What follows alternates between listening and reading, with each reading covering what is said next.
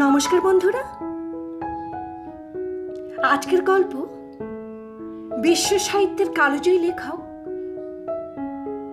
France Kafka রচিত metamorphosis বা রূপান্তর। এই গল্পটির বাংলা অনুবাদ করেন কবির চৌধুরী। মানুষ নিছক একা, একমাত্র নিজে ছাড়া তার কোনো শুভাকাঙ্ক্ষী নেই।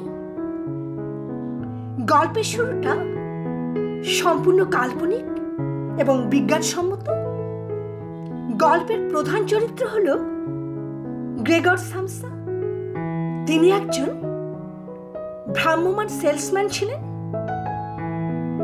নানা জায়গায় ঘুরে তাকে তার প্রোডাক্টস বিক্রি করতে হতো, যার জন্য নানা মানুষের সাথে তার পরিচয় হয়। শত প্রতিকূলতার মধ্যেও তিনি তার কাজে কখনোই অনুপস্থিত থাকতেন না। তিনি আবার শুধু দায়িত্বশীল কর্মীই নন, তিনি দায়িত্বশীল পুত্র বটে। সংসারে সবার সকল প্রয়োজন একাই পালন করতেন মমতা সহকারে। কিন্তু একদিন ঘটল অঘটন। গ্রেগর সামসা সকালে ঘুম ভাঙার পর নিজেকে অসংখ্য পদবিশিষ্ট সম্পূর্ণ এক পতঙ্গ বা পোকা রূপে আবিষ্কার করেন। তিনি মানুষের মতো আর কথাও বলতে পারছেন না। তিনি পোকার মতো আওয়াজ করতে লাগলেন। বিছানা থেকে তিনি নামতেও পারছেন না। তার এই রূপান্তর হওয়াকে কেন্দ্র করেই নানা ঘটনা প্রবাহ, আর এই ঘটনা প্রবাহই হল মেটামরফোসিস বা রূপান্তর। গ্রেগর সামসার এই রূপান্তরকে অফিসের কেরানি থেকে আরম্ভ করে তার বাড়ির পরিবার, পরিচারিকা সকলের মনে এক বিবর্তন শুরু হয় এবং পাঠকের মনেও ভাবনার এক বিশাল ক্যানভাস উন্মোচিত করে এই বিবর্তন। যে একদিন ছিল সংসারের অধীশ্বর, তাকে নিমেষেই নামিয়ে ফেলা হয় ডাস্টবিনের চেয়েও নিম্নবর্গে। সকলের বোঝা বহনকারী নিঃস্বার্থ মানুষটি সবার কাছে হয়ে যায় দুর্গন্ধযুক্ত এক বোঝা। তার বাবা মাও গ্রেগর সামসার এই পতঙ্গ রূপ মেনে নিতে পারেনি। গ্রেগর যখন তার মা বোনের কাছে আসতো,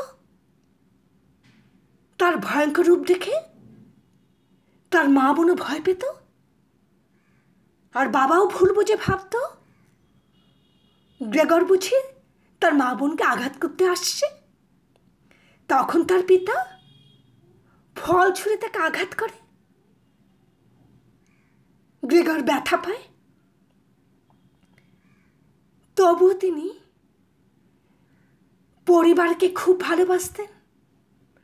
পরিবারের জন্য ভাবতেন, তিনি ভাবতেন তিনি আবার ভালো হয়ে যাবে, আবার তিনি তার পিতামাতার পাশে দাঁড়াবেন এবং বোনকে গানের স্কুলে ভর্তি করবে। কিন্তু গ্রেগর তো কীট, সে তো পতঙ্গ।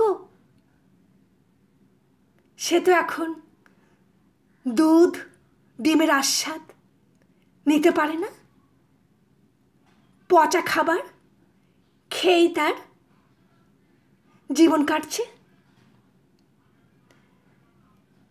তার ভাড়াটে তার ভয়ঙ্কর চেহারা দেখে ভাড়া দিতে অস্বীকার করে।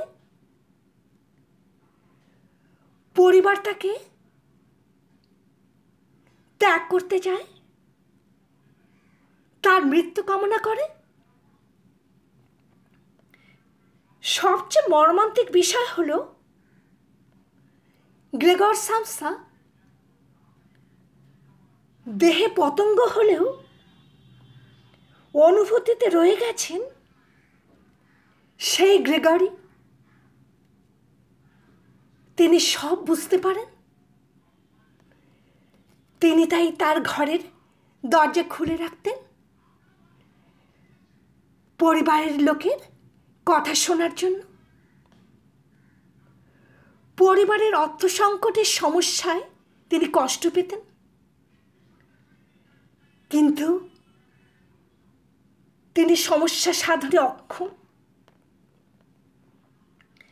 সে এখন আর পরিবারের কেউ নয়। সে নিজেকে